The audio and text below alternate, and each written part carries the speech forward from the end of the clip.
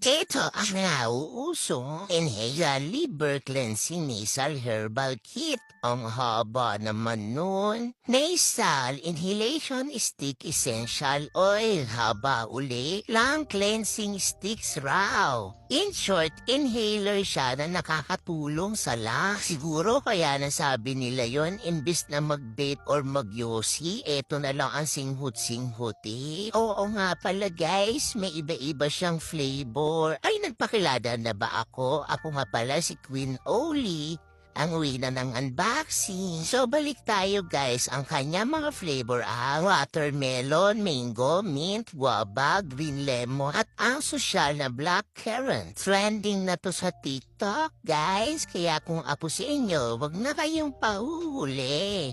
Ang bango-bango at ang sarap sa ilong at lalamunan. Ayun ay according to Vermont and Verda,